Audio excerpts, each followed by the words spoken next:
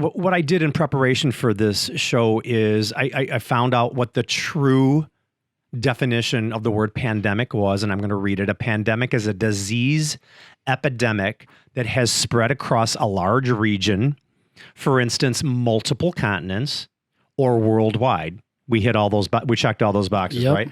A widespread endemic disease with a stable number of infected people is not a pandemic.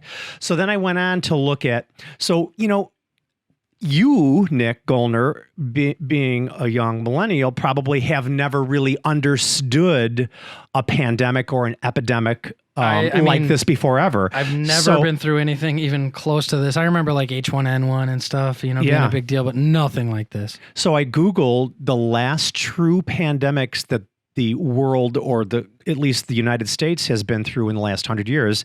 And of course, the last one, and probably a pretty significant one, was the HIV/AIDS pandemic, which killed 36 million people starting in 1981.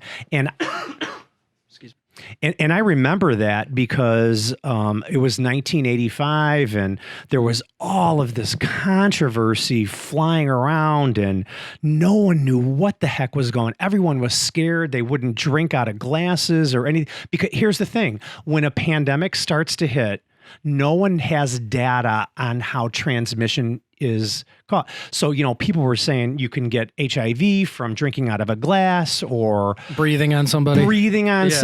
And quite frankly, what we've learned now in 2020 is to get the HIV virus, it's not just a friendly handshake. It's significant, right? Yeah, right. It's significant. But at the end, it was a true pandemic.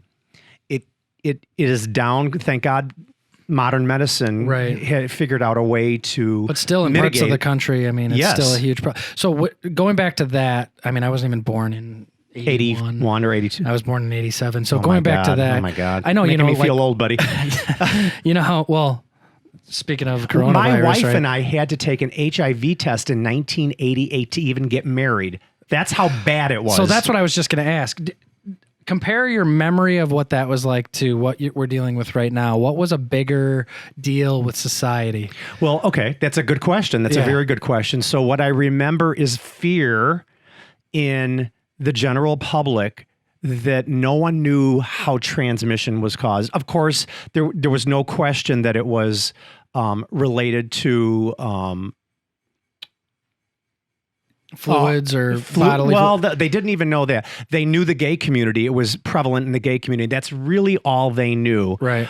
But I don't remember, and remember I was only in my late 20s or middle to late 20s when this was just starting out, but I don't remember it having an effect on the economy like it's doing today. Mm-hmm. But I do remember fear and panic in a lot of people. It certainly didn't shut things down because they knew news it was too. Like now news is just like, boom, talk about viral. The stories go viral. Exactly. So back then, it's not like, someone would be tweeting and like all the news was covered the same way. You know more than I do, but I just imagine how different the transfer of knowledge was. Right. We didn't have smart devices or smartphones back then. Right. Wow. So it was bad. It was really bad. But I feel like they got to it fairly quickly, and at least it's really not a big deal anymore. So, it is, but it isn't. At least it's not a death sentence. It's not a death sentence. It's not an urgent pandemic like what we're dealing with right now. No. And then before that was what they called the Hong Kong flu pandemic of 1968. Again, I was a very young kid at then. There was 1 million deaths associated with that pandemic. Wow. And before that, the Asian flu in 1956 through 58, 2 million deaths. Wow. Before that was the Spanish flu pandemic, which was the worst in history, killed 20 to 50 million people, the Spanish flu of 1918.